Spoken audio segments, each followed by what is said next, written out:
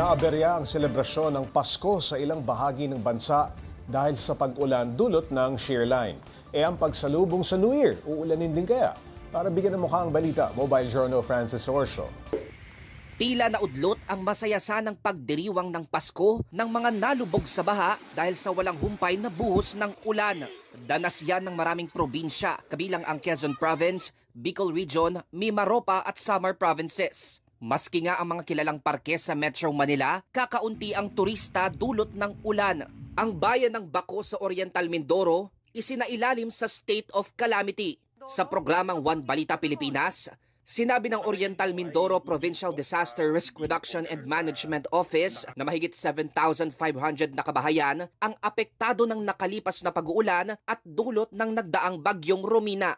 Sa bayan po ng Baco ngayon, mga ilang barangay pa rin po ang nananatili po may tubig baha sa kanila dahil po sa pag-apaw nga po ng kailugan nila. Simula po December 21, meron na po tayong reported na pagbaha doon. Paliwanag naman ng Pag-asa, ang mga pag-uulang naranasan sa Silangang Luzon at Visayas ay dahil sa weather system na shear line na nabubuo kapag may interaksyon ang magkaibang temperatura na hangin. Yan ang malamig na hanging amihan at ang mainit na hangin sa karagatang Pasipiko. Pero ang good news, humina ang shear line ngayong araw kasabay ng amihan. Yun nga lang, pansamantala at hindi raw ito magtatagal. By tomorrow, asahan nga natin na possible na bumalik ulit yung epekto ng shear line. So asahan natin maulan, mostly sa silangang bahagi ng Luzon and ng Visayas.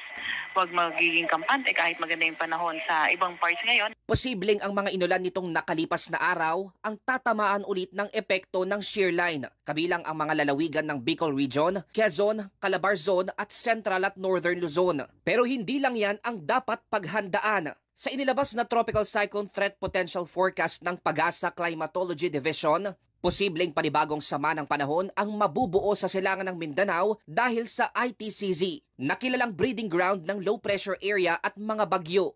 Sa akin, wala naman tayo na-monitor LPA or bagyo, pero not ruled out kung magkakaroon ng low on first week ng January o last week ng December.